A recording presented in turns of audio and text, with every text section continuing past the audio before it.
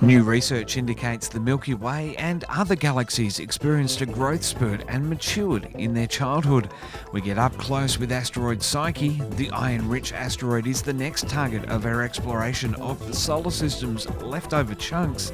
And good news for Osiris-REx. The sample hatch is closed and the spacecraft can return to Earth with its precious cargo intact.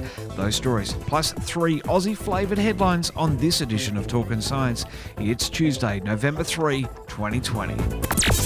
Beaming around the world with the latest science and space news on Facebook Watch, YouTube, and wherever you get your podcasts. This is Talkin' Science with Dr. Brad Tucker and Matt Miller. And it's a very happy Talkin' Science Tuesday to the one, the only Dr. Brad Tucker. How's it going? Really good, Brad. Really good. It is November now, the 11th month of 2020, and we're fast approaching that finish line. That we are. It's creeping up on us slowly, let's say. It absolutely is. Now, I just hope that the La Nina, which is already proving to be a little bit wetter than previous summers, doesn't flip everything around and instead of bushfires, we have floods this year. Yeah, it's looking a little bit green down here in Canberra with all the rain, which, yeah, it's a very interesting spin, let's say, from this time last year. It's funny, we as humans just can't be happy, can we? You know, it was all dry and everything was on fire and we said we need rain, and now we're getting rain and we're saying there's too much rain. Well, of course, people can find you all across social media. On Twitter at btucker22, on Facebook, Dr. Brad Tucker. I'm on Twitter at Merrimat86, and of course, Trekzone all over social media. Just search for us, like, follow, and subscribe, and ring the bell to get notified when we're doing new podcasts and all sorts of cool and funky stuff. But for now, Brad, it's time to start the show. Talking Science Headlines. And first up this week, Brad, in our headlines, Gilmour Space has signed up with Griffith University to launch a 100-kilo payload by 2023. Yeah, the idea is to see if, they can launch a large prototype satellite. It's not exactly clear what they're going to launch it, or, it's also a relatively short time to build really any satellite, let alone a decent-sized one at 100 kilos. Given that Griffith University hasn't developed many satellites before. So, it'll be interesting to see what they do, but obviously Gilmour wants to, accelerate the ability to launch satellites in Australia. That's their key goal here. So it's definitely one to follow. Absolutely. And just thinking of payloads that they could launch, well, 100 kilos is a little less than a Tesla. So they'll have to come up with something, but it really looks promising. And Gilmour Space, as you said, really pioneering Aussie rocketry. And they've got a bit of a track record of doing things right. That's exactly right. They're definitely ramping up into launch capability. And most people in Australia are interested because we work a lot on small sats, so CubeSats or miniaturized satellites, which is something where, Gilmour and things like Rocket Labs have identified you don't need a giant rocket. You really need just a smaller rocket to be able to launch smaller satellites more often, which is kind of what the community wants now. So definitely it'll be interesting to see, what ultimately ends up being Gilmour's limit of launchability. Well, over in WA and a couple of other parts in the world, the Square Kilometre Array has announced its second science data challenge, and it's going to be peering into the cosmic dawn. One of the key issues that the SK is going to have is just the sheer volume of data to comb through. And we're not even talking about the raw or the observational data, even the reduced, fully scientific, analyzable data. It's going to be a ton of stuff. And one of the things everyone's very conscious on, and this is something that's happening in lots of different areas and projects. The Vera Rubin Observatory in Chile is doing similar things. How are people going to be able to handle the data, analyze it, find the things that they're looking for? And so the idea is to give people practice runs of developing their techniques, software packages, analyzing tools to get ready for when the data keeps coming. Because once the data starts, it's like the rain lately, it's just going to keep coming.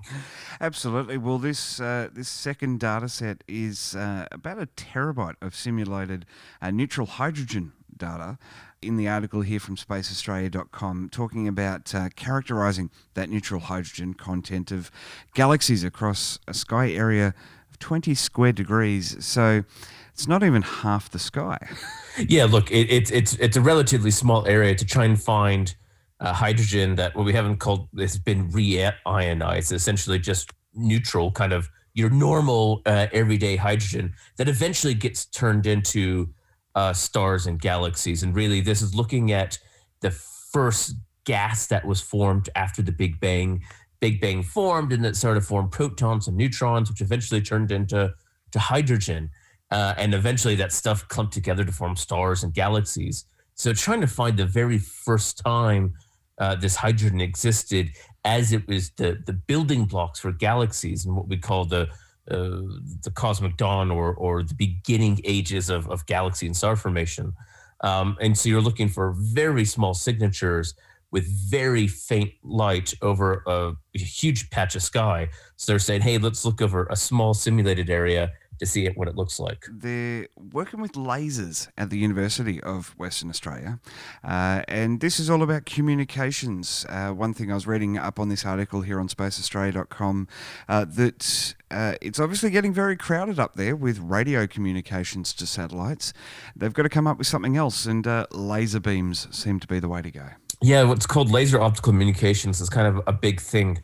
NASA's moving it. Where I work at Mount Stromlo, we're already building a 1.5 meter telescope to do this, because lasers offer a lot of different benefits. The radio waves are a lot weaker in terms of energy, so they can transfer less data, more diffuse, so they're more susceptible to interference and people listening in, so to speak. And also there's lots of satellites broadcasting radio signals. Laser beams solve lots of those issues.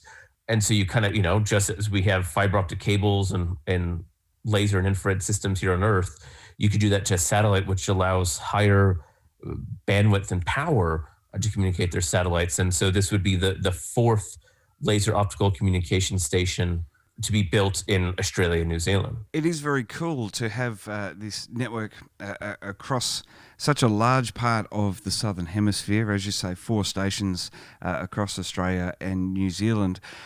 What's that going to allow us to do? Is that looking after our missions, or is it offering it out like we do with Tidbinbilla, offering it out to everyone that wants to use us? Look, it's clearly an area where communications and space situational awareness, traffic control management, essentially, is a big thing. Everyone's identified Australia, New Zealand. We cover a huge part of space in terms of our geographical location, lots of room to actually do the communications without interference.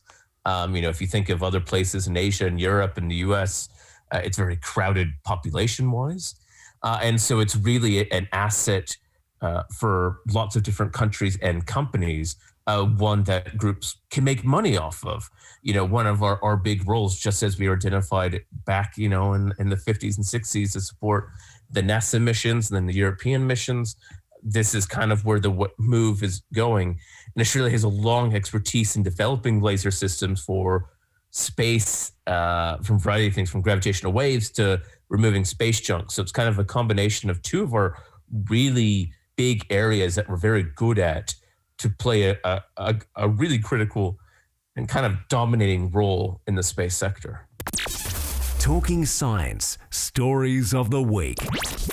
It turns out that the galaxies in the very beginnings of the universe, similar to our galaxy, the Milky Way, seems to have had a growth spurt and been quite mature, a lot younger than people thought. Yeah, this is kind of an interesting one. One of the questions is, when and how do galaxies get their size? And we know it takes time for galaxies, kind of the bigger galaxies like our own Milky Way, to get there. And we know there's a period, we kind of call it a period where they go under massive growth spurts, kind of about 1 billion years after the Big Bang. And so a radio telescope, ALMA, which is a sensitive, what we call submillimeter telescope looking in radio wavelengths, it looks at dust, ultimately, the ingredients that form the stars and stuff like that. Use that in combination with lots of other different existing data sets to say, hey, let's measure the galaxy size and weight ultimately going into this growth spurt period. And what they were finding was that the galaxies were a bit bigger going into the growth spurt than they thought, that they're actually starting out bigger. It's kind of like the toddler stage meant that they were a bit bigger toddlers than they thought, which was a bit of a surprise. And one of the key surprises here is, and I think we've talked about this a little in the past with other elements and other objects at the start of the universe, where's all the matter, where's all the stuff coming from to fuel these growth spurts? Yeah, look, this is always one of the questions. Something has to create it. And we know that it takes time after the Big Bang to form the stars, and then that forms the galaxies and all that other stuff. Something has to be feeding and adding this stuff to it. In particular, looking at elements like carbon and oxygen and stuff like that, something that's actually a little bit more common, a little bit more complex to make. Hydrogen and helium is pretty simple. It's either one proton and neutron or two and two. But the heavier elements, as we call it, as you go further on the periodic table of elements, it takes time in the process of stars to actually create those things. So how exactly are they created, either inside stars or in the explosions of stars? And how is there that much stuff around to be there to start this process? So definitely an interesting one. Now, this new study aided some earlier research where ALMA spotted Mumbo 9, a very dusty galaxy, and the Wolf Disk, a galaxy with a rotating disk. Putting this all together and having more evidence to support the one theory means that it's quite possible that this has been happening. And I guess the only way that we're really going to truly know for ourselves is to go have a look. Yeah, it's going to require a lot more investigation, and there will be new facilities that come online, like the James Webb Space Telescope, like the very large telescopes, the extremely large telescopes like the GMT and EELT. They're being built that can look further into what we call these areas, to look further at these galaxies and see really what their compositions are. How many more are there? Is there something related to the galaxy's evolutionary phase? Because galaxies collide, and that's how galaxies sometimes get bigger, is galaxies merge over time. They swirl around and they kind of reinvigorate the galaxy, but they become a bit bigger. Are there more galaxy mergers, as we call them, early on? Is there something with the starting point? Are stars just ending up a bit bigger than we previously thought in the beginning stages, which would accelerate this process a little bit more? So definitely a few things that could be looking at, and with new facilities coming online in the next few years, we'll start to have a better understanding of the origin and evolution of galaxies like our own Milky Way. And the early universe is studied mainly with optical and infrared telescopes, obviously looking so far back, or so far away and so far back in time, requires a pretty precise instrument. As you say, there's a lot of new stuff coming online, leading some new research, obviously doing things in a better way to try and get an even bigger understanding of what was going on all those years ago. Yeah, I mean, you're looking at very faint light in the early universe, so you need very powerful facilities. That's why, when ALMA came online, it's a huge array of radio dishes working in the kind of in between the infrared and the radio waves, and it's super sensitive, and that's what you want, something that can see lots of light and resolve it and see it really well. You kind of want the biggest, clearest picture possible, and as these facilities come online, that's one of the ultimate goals, is to be able to look further, to look deeper, and to look clearer. Just as when HST and things like the 10-meter telescopes like Keck came online, changed it. The new generation of telescopes at the later part of this decade will do similar things. So, we'll have that next big jump in to seeing further and more and fainter and clearer. And being able to compare the dusty galaxies to the other ones that are out there in the early parts of the universe, peering back in time and seeing those. And astronomers want to point ALMA at individual galaxies for a longer period of time and really, as you say, capture all this light and really analyze what's happening. Yeah, the more in detail they can look at a galaxy, they can see subtle features, different types of dust, different types of this building block, because there are different flavors. So there's lots of different things, that's going to require it, but it all has to start at some point. Well, Brad, let's move on to our next story, and it's Asteroid Psyche, which is worth as much as you are, $10 quadrillion. Why is it worth so much money, Brad? Yeah, a la Dr. Evil style. It's an interesting thing. This is an asteroid that we think is very rich in iron and nickel. So, we're talking about a large body, an asteroid that's huge, that weighs, hundreds of millions of tons, and with the composition being mostly believed to be iron and nickel. If you put that number, say, hey, how much is iron and nickel per kilogram or ton nowadays? How much is it in the in the market? Hey, what would happen if we brought all that back and we get some sort of Dr. Evil style number? There's a lot of details though, and this is one of the interesting things about resource extraction in space. There are asteroids that are hugely rich in iron and nickel, not just that, but other elements like gold and platinum. And even the ones that aren't as rich still have a lot of it in the center, in addition to the ice, which is used for rocket fuels we talked about last week with the moon.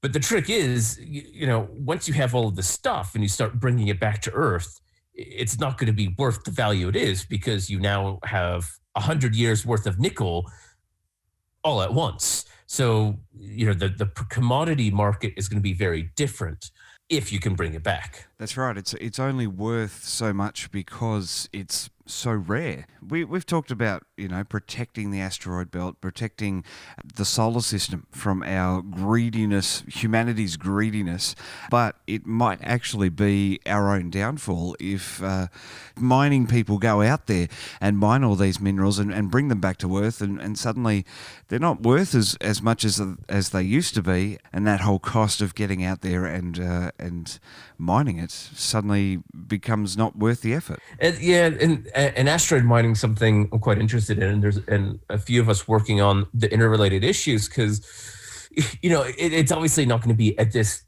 decade thing, and one of the principal goals of mining in space is to be able to use it in space. That's the first order. Instead of bringing stuff up with you, you use the stuff in space, which will save you money, which is great. But then the question is, can we bring it back down to help things on Earth, especially some of these rare things? Now, if you bring back down 100 years worth of nickel or a couple 100 years worth of platinum and gold, those prices will plummet. But then at the same time, you could say, all right, well, the commodities are now cheaper. It is cheaper to use them in wider products. So now maybe battery storage, lithium nickel battery storage for renewable energy is way cheaper, which means more people could do it. So then you increase the demand of the market, which demand the increase of supply. Same with using platinum for conductors instead of saying maybe gold. So, these things can change the way we think about it. And there's just not a real economic model that works. And, when we see these numbers like 16 quintillion, billion, trillion dollars, one of the issues we see, or at least I see, is, space people are great. We can do lots of crazy things and think outside the box. We're not A, good with money, and B, we need to make sure we talk to the other areas, because economists will point out the simple flaws in our logic that need to be worked out, including also, talking to the mining companies about this. So it's a future that we will see, but it's not as straightforward as just going with a pickaxe and digging out your gold. Well, let's bring it back to 16 Psyche. And the reason it's been brought up is because there's a new study in the Planetary Science Journal. Now, Hubble has managed to capture both sides of the asteroid, and this one is out in the asteroid belt between Mars and Jupiter, which is a bit further out than where we've been going with Hayabusa and Osiris-REx with near-Earth asteroids. This one's a little bit further out, and they're really interested to see what's going on with that, so much so that NASA is sending a probe to the asteroid in 2022. Yeah, Psyche is one of the larger asteroids in the asteroid belt, at a couple 100 kilometers wide. And it's slightly believed that maybe it's actually the core of a protoplanet. In the early solar system, lots of baby planets being formed, building from the inside out. It never fully turns into a planet, so it's kind of a leftover core of a planet. So very interesting for the study of planet formation, the early solar system, what's on the inside of planets. And so the whole goal of the Hubble Space Telescope was to see, a complete rotation of this object, to see all of the composition from the outside. And they obviously did notice there's a ton of iron on it by looking at the signatures of iron from that reflected sunlight, which is, how we see everything in space is reflected sunlight. And so Psyche will, as you said, be the next interplanetary rocky missions. And it will take, 3 years to get to Psyche because, as you said, of how far it is in the asteroid belt. Well, looking forward to that one. And just being able to explore these asteroids, it's really becoming a thing. We're sort of visiting asteroids is just a thing that we do now here on planet Earth. Yeah, and comets, with Rosetta and Philae back in 2015 and Comet Interceptor planned, it's one of the benefits of this privatization of space and the private companies coming online and the development of technology. It's a lot cheaper to do. So instead of, once every 2-decade missions, you're now getting once every couple year missions, and that's going to increase more and more. And, we'll learn a lot more about our place in the solar system and the universe because of it. You can get social with Trekzone. Australia's unofficial home of Star Trek is everywhere you are. Just search for Trekzone. And Brad, last up this week, back with Osiris-REx that had the tag mission on asteroid Bennu completed so successfully, the mission to Bennu so successful as well. Unfortunately, the sample collection hatch didn't stow properly, but thankfully now scientists have managed to get that part of the mission done. Yeah, it was a bit of a worry trick where when they landed on the surface, they got too much stuff. They went a bit deeper than they thought, up to about 50 centimeters, got lots of stuff, which was great, but then the lid wouldn't close, which created problems. They were losing stuff out into space, and obviously you don't want to lose all of those precious samples that you just flew 300 million kilometers across the solar system for. And luckily, after lots of great work, they were able to get the lid closed, to get that sample container sealed, which now allows them to do the rest of their journey. And that is the critical part, is coming back to Earth and landing in Utah. It is incredible looking at the key points on this story, that it took them 36 hours to get the asteroid material stowed. I could only just imagine the heart-stopping moments waiting for the responses from the spacecraft, sending those commands, having to wait those few minutes for the information to be received, processed and transmitted back. Some heart-stopping moments for almost a day and a half for the team working on Osiris-REx. Yeah, that's right. The last thing they want is for something to go wrong in, simple is the right word, but mundane is the lid. Not the landing procedure, the touch and go, the sampling, the flying there and back, the choice of landing sites, all these other really major things. No, the lid not closing. That's kind of the last thing you want. And obviously, time was of the essence. The longer they left the lid open, the more the samples would come out, the more they would lose. And it's all about maximizing the much stuff as they can. So it was obviously, a stressful time to get that problem solved. And so it's great that they did. They don't know exactly how much stuff is still left in it. That was because they were supposed to do a little bit of maneuver to try and do a kind of almost a shaking of the sample, a spinning of the sample, really to get an understanding of how much mass there was there. They elected not to do that with the lid problems, but they're at least pretty confident there's something in there, given they had a problem of having too much. Well, I mean, you touched on this one just then, Brad, about thinking about all of the other problems that could go wrong, all the complicated parts of the mission, and the lid not closing. Probably the one thing that they didn't rehearse as much, if at all, is the thing that stumped them. And this mission launched in September 2016. So they've had four years of waiting with anticipation. It's good that they finally got that closed and they can work towards March 2021 now, which is when Osiris-REx is going to be beginning its journey home. Yeah, look, as you said, one of those simple but probably less important issues they worried about. Obviously, they knew that was an issue, like every component, but one of the minor ones. But yes, they will now have their return journey back, landing in Utah in 2023. And hopefully it's smooth sailing the rest of the way. And they get those precious samples back. Now, I just want to touch on the last thing in this ABC News article, pointing out that Bennu could retaliate for being tagged. It could hit us, but it won't wipe us out if that does happen sometime in the future. That's right. We did slightly change its motion in space, very small, but it is in a different orbit than, say, the ones in the asteroid battles we were just talking about with Psyche. So, over time, that may have changed its orbit enough that, in billions of years, it comes a lot closer to the Earth than we thought, but it's not a worry too much at this point. Alrighty, Brad. Well, that's how we talk science each and every week here on Trekzone. I really appreciate your time, and we're going to be doing it again with a whole bunch of news stories next week. But as I say every week, it's fun to pick apart the stories of the week. Great, thanks.